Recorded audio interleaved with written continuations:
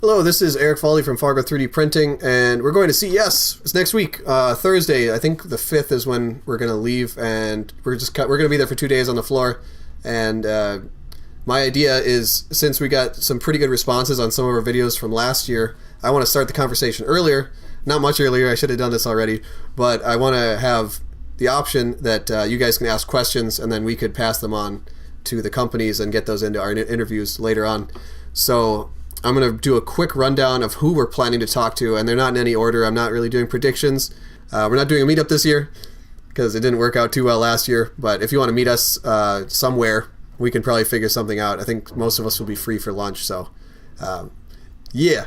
To start off, we got FlashForge. I don't think I need to say much about them, but they have the Up, or not the Up, we're going to talk about them later. They have a Finder, it's got Wi-Fi, it's got auto leveling, and then Markforged, they have the new Mark II. I don't know exactly when that came out, but it wasn't out last year. Sonic Series is just the lower end model.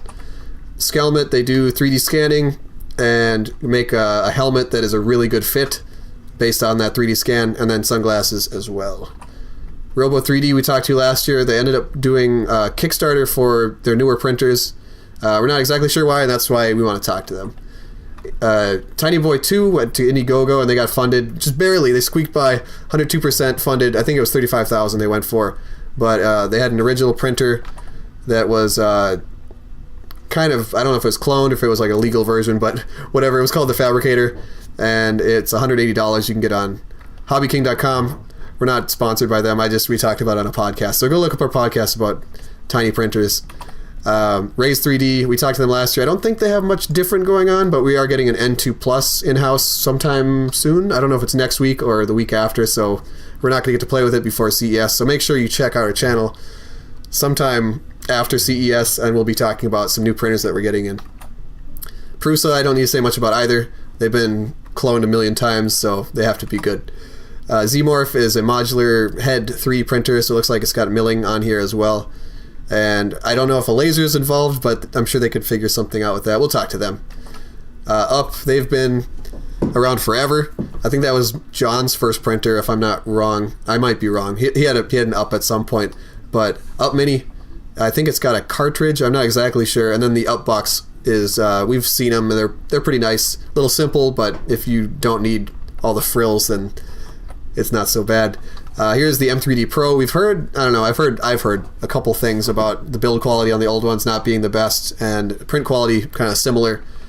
So they have a new one, the M3D Pro. It got funded on Kickstarter, so we're going to ask them about differences between the printers. Aleph Objects, they are the Lulzbot guys. Lulzbot Taz 6 came out. We've seen it. We like it.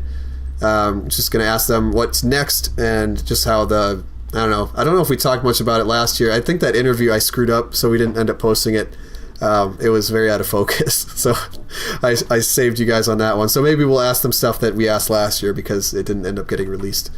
The Ability 3D is a kind of like a MIG welder 3D printer, so it does metal printing. I don't know much about it. Make did a video about it, so you can look that up if you'd like. Essentium, they have something called Fuse Filament, which isn't out yet, but we'll talk to them about it. Something about strengthening the bond between the Z layers. NatureWorks, NGO-PLA, people make it into filament, and I don't know, it's got like the environmentally friendly sticker on it. That's pretty much what they do. Just make sure that it's good plastic. MakerBot, I think this is the last one. MakerBot had the Replicator Plus and Replicator Mini Plus come out, and we have a Replicator Plus. We like it. They had some software things that we talked about, and then they ended up fixing, not because of us, but updates. That's what they're for. So it's something for like in the classroom. But yeah, and then one more, Locomotors. I don't think they're going to have it, but they have a 3D printed car that they've done or made. I don't know where it is, but their booth is really small, so I don't imagine that it's going to be there. But make sure you check out our YouTube channel, Facebook, Instagram, and I think pretty much right as soon as we get back, so whatever the week after CES is, so the 9th and on, we should be posting videos. Shouldn't take me too long to edit them, but we've said that before. If you're in Vegas and you want to meet up, get some lunch, or talk about printing, you can find us. I think we'll all be wearing our shirts, so I'll see you there, or I'll see you on YouTube. Have a happy new year.